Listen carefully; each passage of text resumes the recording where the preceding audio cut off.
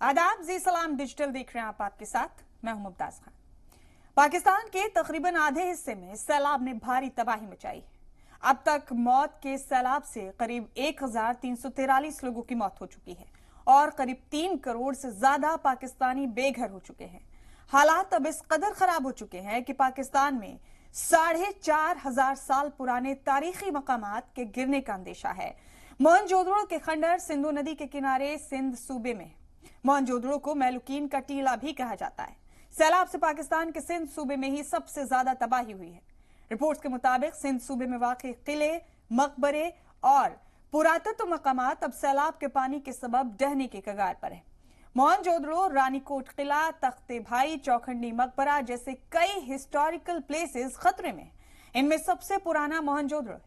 ये सिंधु घाटी सिविलाइजेशन का सबसे कदीम शहर है जो सिंधु नदी के किनारे सक्खर जिले में वाक़ है।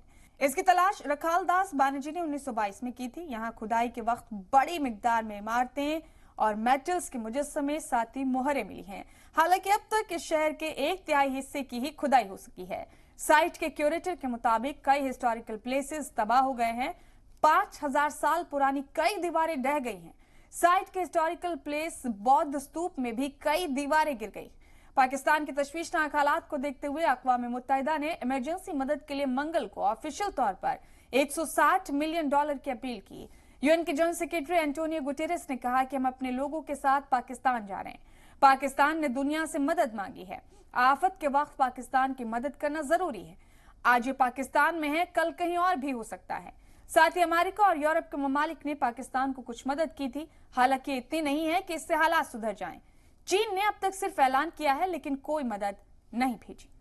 तो ऐसी तमाम अहम खबरों के लिए आप जुड़े रहें जी सलाम डिजिटल के साथ।